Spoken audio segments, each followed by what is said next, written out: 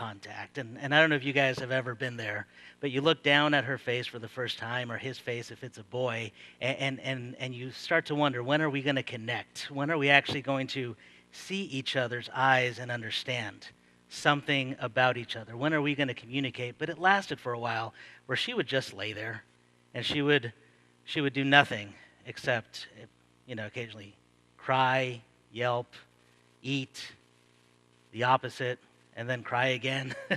And she would just cycle through. Eventually, she started moving around and rolling, and she'd crawl. We'd celebrate all those things. And then she'd start walking, and one day, I remember clearly, she looked at me, and her eyes were wide open. We made eye contact, and I said, come here, and she started moving towards me. She wasn't walking on her own yet, but for the first time, I felt like I gave her an instruction. She got it, and she obeyed. She got what I told her, and she did what I said. And that kicked off something like 2 glorious years where my daughter would do essentially what I told her, and it never crossed my mind that that would be different.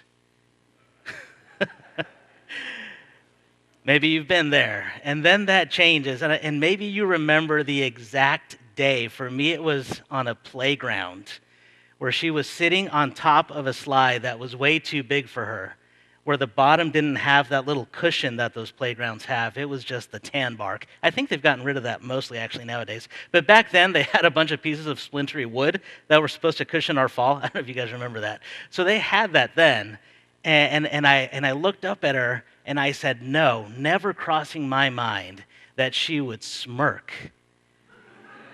and go right down. Have you guys been there?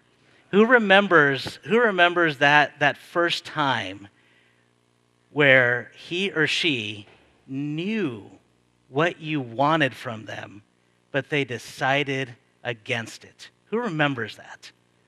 Okay, Carrie, what was yours? And is it Callie or is it huh?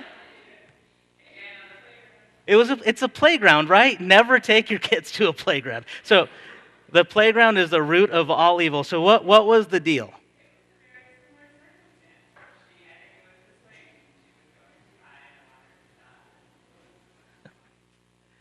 Yeah, we're trying to keep them from reaching their heights. Who else remembers like that first time?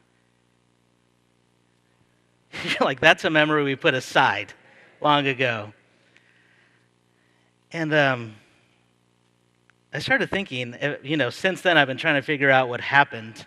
Right now I'm just assuming that she's in her Sunday school class, but who knows? She might have gone somewhere else, and I've tried to figure out where does that come from. And so I think I've got a story that anchors us to where that is. So if you've got your Bible, good for you. If you don't, shame. And also reach in front of you and grab the Bible that's been provided for you in your pew. If you don't like either of those, but you've got this guy, you just go BibleGateway.com, Genesis 3, open your big screen to chapter 3 of Genesis. And look at verse 1. That's where we're going to start.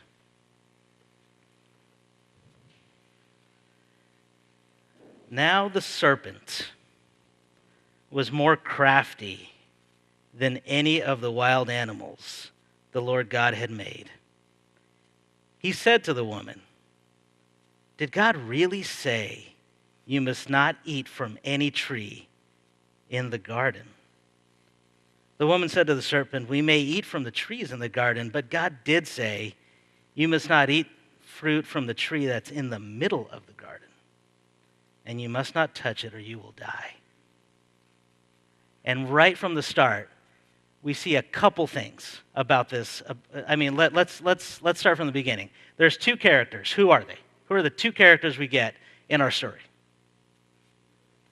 A serpent and a woman, right? And we know from the chapter before that she's called Eve, and so we know that there's a serpent and we know that there's a woman, and we get actually a couple things about the serpent. So if you look at that verse 1, see if you can pick out 2 things that we get about the serpent to start. Raise your hand if you've got it. Yeah. Okay, so actually we get 3 things. I hadn't even noticed one. One is that it's crafty. That's a weird thing, right?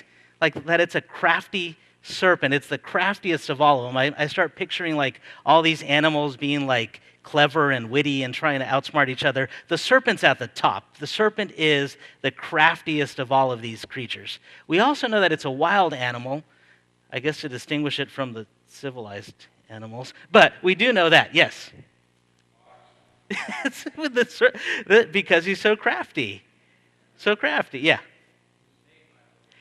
And we get the origin. So we've got these things about the serpent. He's not one of the people, right? He's one of the creatures. He's one of those animals that was put on the garden on day 6, same day as people, but he's not one of the humans that's intended to rule and govern and take care of the earth. He's one of the subordinates. He's one of the animals that slithers around. Apparently later we found out this particular snake could also walk. He can walk and talk. But we also find out this very important thing. We know that this serpent came from God, like every other creature. It was crafty, and we know its origin. It immediately expels the notion that there's like this dualism that's happening at the beginning. Everything so far has got a common origin. But then we go on. The serpent goes up to the woman, and he says to the woman, and here's where I'm hoping we've got some lawyers in the room, because we're going to pick out what the serpent says, how he says it, and why he says it. Did God really say, you must not eat from any tree in the garden? What is the serpent going for? What's the serpent trying to do? And why use this particular question? Yes. Did you say trying to make him eat from the tree?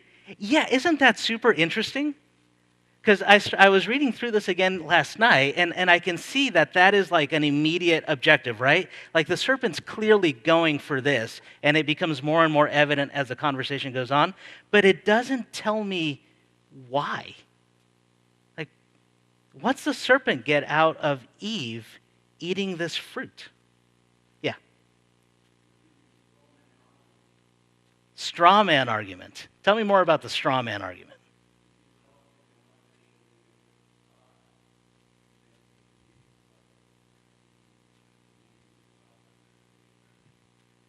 And I'm going to do my best to repeat these because I know that this goes online, and if it doesn't all come through here, some people don't catch the conversation, and then it's just really awkward like an episode of Seinfeld. So I'll say it back in here. So the straw man argument, and you said he's trying to make God seem like something that God is not. And in this particular case, what, if that's true, what is the serpent trying to make God seem like that he's actually not?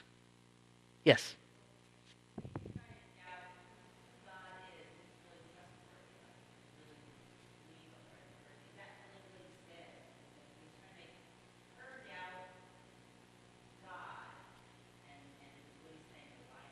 Okay, so he's trying to make the woman think something about God that he's not. He's trying to make her doubt something about God. The trustworthiness here, what's he trying to make God seem like? And I'm going to give this side a little room. Yeah. Oh.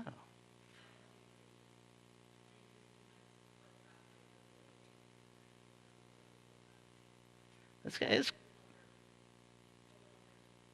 So this guy is kind of crafty, right? This little snake is kind of crafty. So we've got a couple potential things happening. One is this potential like loophole, like did God really say this? And there's commentators out there, and they write books, and they go back and forth on what's actually going on right there.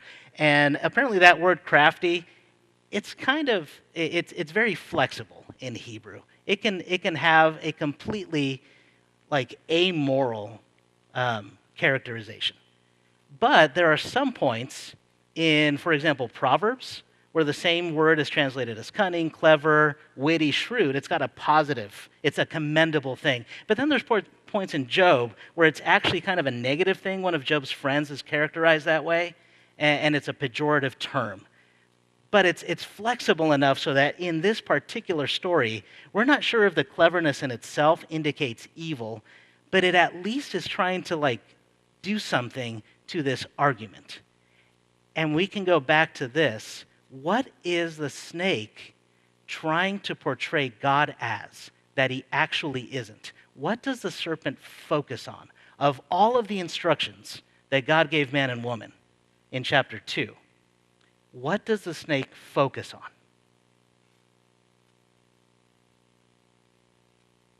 He gave them a lot of do's, but he only gave them one don't. What does he focus on? The don't.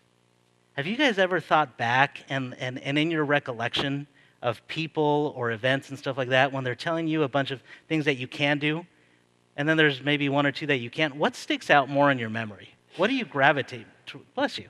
What do you gravitate more towards, remembering and focusing on? The stuff that you're allowed to do or the stuff that you're not allowed to do? The stuff that you're not allowed, because she could have gone on any of the swings. There were like 5 other slides that she could have gone down that didn't, have a hard landing, that weren't too tall. She picked that one, and she decided to go down that one. It's probably the same one you went down.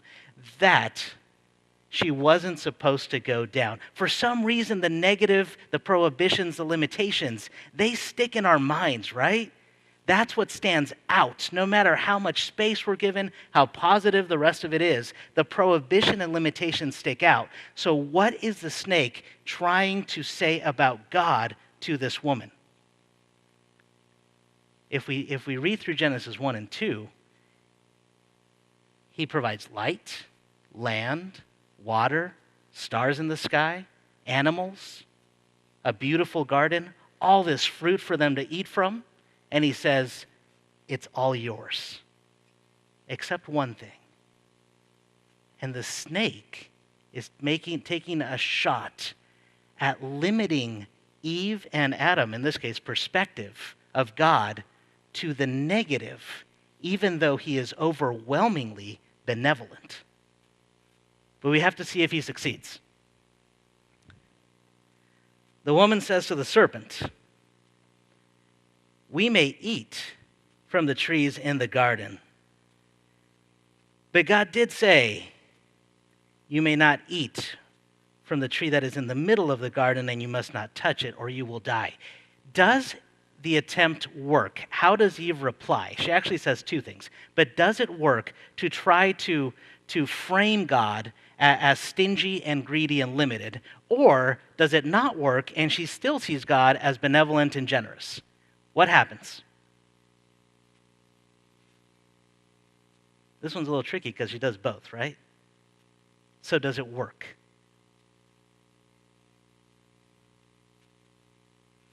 I love that you guys are all staring at your Bibles. Yes? It starts with the generic, I can do all of these things, I can eat all of these trees. Yeah, so in a sense, like she fronts her response with the defense of God, right? Like, no. He's not a greedy, old, stingy man up in heaven trying to keep all the apples for himself. Like, she doesn't go there immediately. Immediately she goes to, no, he said that we can eat of all these things. But then her mind starts to go back to that. And she says, well, but he did say that we can't eat this one. Did you guys notice what else she said? What's that? That she'll die, right? So she said, we can't eat this one or we'll die. Now, did God really say that? Chapter 2, verse 17. Check that one out.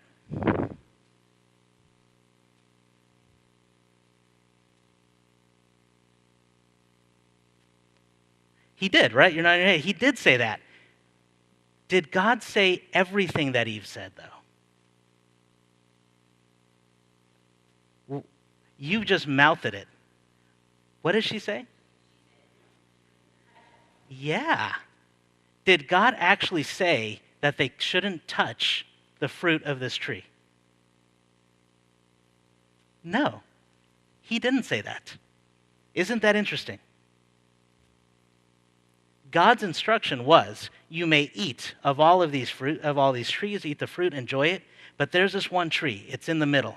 don't eat that fruit. The day you eat that fruit, you will die. You forfeit this relationship that we have where I come down daily and walk with you in the garden, and that's going to happen forever, eternally. I'm going to be your God. You'll be my people. You'll fill the earth, multiply happily ever after. If you eat of this one tree out of all of them, you forfeit that relationship. You forfeit that eternity. You forfeit that life. That's what he tells them. The serpent comes along, and everything's great up to this point, where the serpent says, hey, you remember that one thing out of all of God's generous gifts to you, the one thing that he won't give you. Focus on that. And Eve tries for a moment, and she says, yeah, he actually gave us a lot, but you're right. He did say that we couldn't touch that one. And then somewhere in her mind, she added to it. She expanded it. The serpent's attempt to expand and extend the prohibitive nature of creation, which was minuscule, in Eve's mind actually worked, so that she expanded that prohibition into two things. Not only can we not eat it, but we also can't touch it. Do you guys ever do that? Where the limitation that we have is not nearly as great as what we make it out to be. Where we compound the things that people are, the barriers that people put around us. My daughter's not alone in wanting to go down the tall slide. How many of you guys like being told what you can't do? It can take a moral shape, right? How many of you guys like being told that something you're doing is just bad? That's a bad thing. Stop it. But even physical stuff, this one's kind of silly, but how many of you guys get really, really frustrated that your dreams where you can fly don't come true? Like, how cool would that be, right? I always have dreams where I'm being chased by alligators, and alligators are super, super slow in my dreams, but for some reason I can't get away until I start to fly. And I don't know why, but in these dreams I'm always inside, and I can always get up to like the ceiling, but then I wake up, and if there were an alligator there, I'd be dead, because I can't do it. I'm limited. I just can't break that boundary. I have limitations. The being that I am as I was designed has these physical boundaries, and those are kind of on the silly side. I'm not frequently like fretting over not being able to fly. It's just when I wake up from the alligator dreams. But I am frequently thinking about these things that I'm not supposed to do, and yet I want to do them. Have you been there? So here's where it goes. He said that we can eat of all of them, except the one in the middle. We can't eat that or touch it, or we will die. The serpent replies to the woman, you will surely not die. Some translations say, you will not surely die. There's a little bit of different emphasis. Ultimately, same thing. Where does the serpent take it from there? Why does he think this is a good place? How does this statement, let's put it this way, how does this statement differ from the first statement?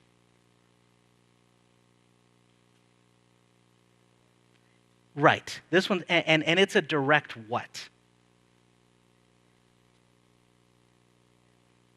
Exactly. This is just a blunt contradiction. The first one, you guys remember, was looking for like a loophole. It was a straw man argument. It tried to get the woman to skillfully and tactfully focus on this one thing. The snake's a pretty good rhetorician. Is that a word? The snake's pretty good at that. Rhetoric, sophistry, argument. And he finds this thing because he's so clever. And the woman, to some degree, tries to resist, but then she bites. And she says, yeah, God really is stingy. I can't even touch that, or I'm going to die. And that opens up the opportunity for the snake to just issue a blunt contradiction. That thing that God said, it's just not true. It's a lie. And I find myself, when I allow myself to go through the loophole and start questioning, maybe it's not so bad if this. Maybe it's not so bad if nobody finds out. Maybe it's not so bad if nobody gets hurt. Maybe it's not so bad if it just happens once. maybe it's really not that bad. And I find these loopholes that eventually leads me to the point where it's just an outright contradiction. And I say, you know what? It's just not bad. It's just flat out okay. I will surely not die if I do this. And we put ourselves on this path that leads to this. For God knows that when you eat of it, your eyes will be opened, and you will be like God, knowing good and knowing evil. When the woman saw that the fruit of the tree was good for eating and pleasing to the eye, and on top of that, it was desirable for gaining wisdom, she took some, she ate it, she gave some to her husband who was with her. He ate it too. Both their eyes were open. They realized they were naked, and they used fig leaves, to conceal their nakedness. What did that lead to? That path where you find the loophole, where you start to view God as slightly differently than he is. You give yourself the opening. You start contradicting God directly. What does it lead the woman to? What does she end up seeing herself as? Who's got this? It's right in there, verse 6 or verse 7. What does the woman see herself as?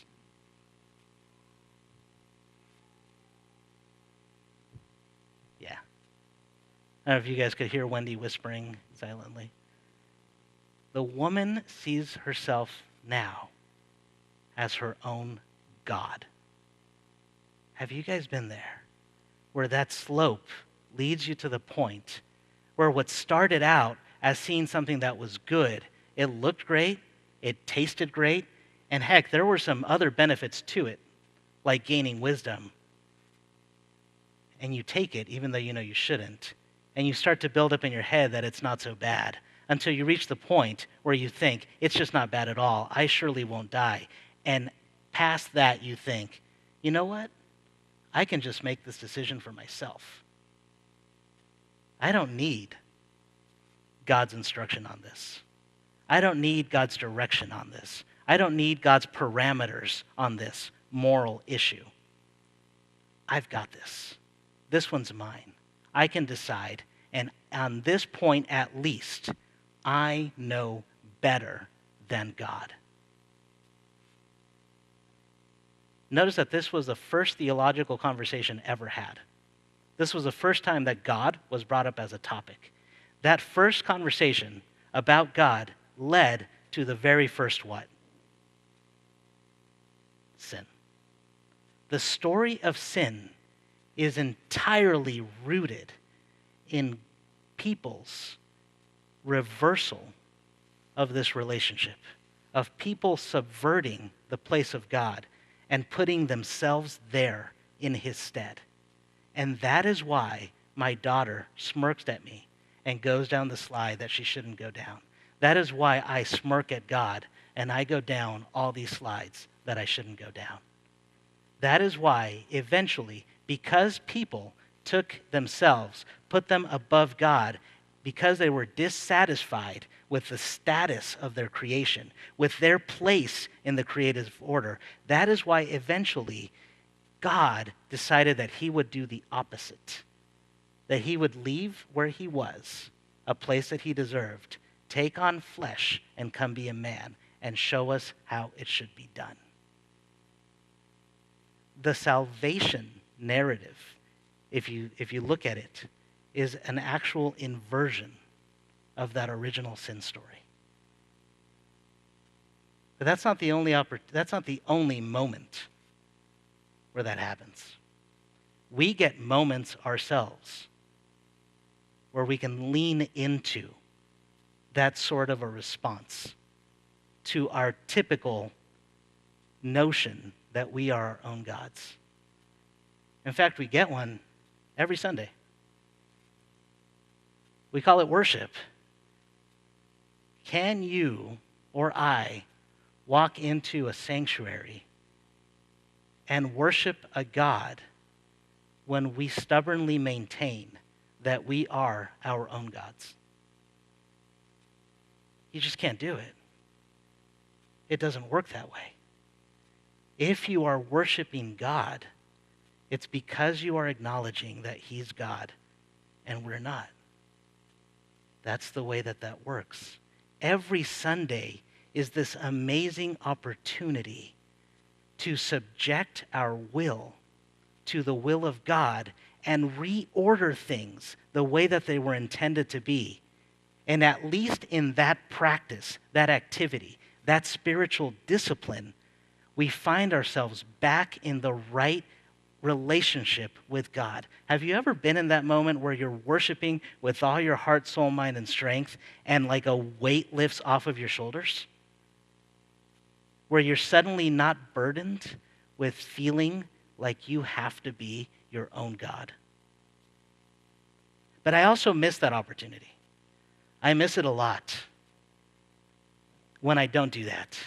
I miss it a lot when instead of subjecting my own will to God's will and worshiping him for everything that he is, instead, I refuse to do it because I don't like some stuff.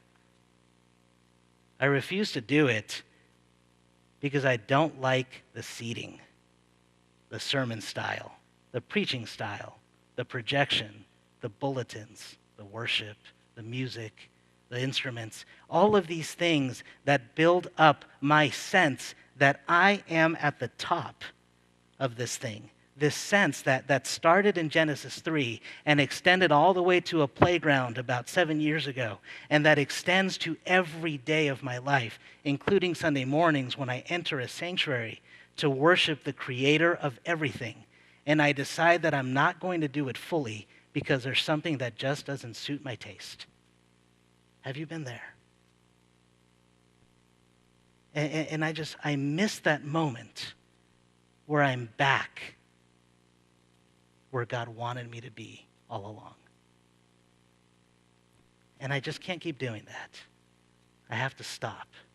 I have to come in and worship fully, worship genuinely, worship authentically. And that's my question about myself for Lent. Am I going to die to that idol that I have made myself into? Am I going to let that divine Arturo that I've constructed in my head, am I going to sacrifice that to the Arturo that God wants me to be, that worships and follows and obeys? You can't obey a God that you think you're above. You can't pray to a God that you think you're above. You can't worship a God that you think you're above. And maybe, just maybe, through Lent, I can bring myself back. And I think that's Genesis 3. And I do think that if you scratch the surface of every idol you make, you'll actually find a mirror. So I'm just tired of my mirrors. I'm tired of being the focus of my own worship. Let's pray.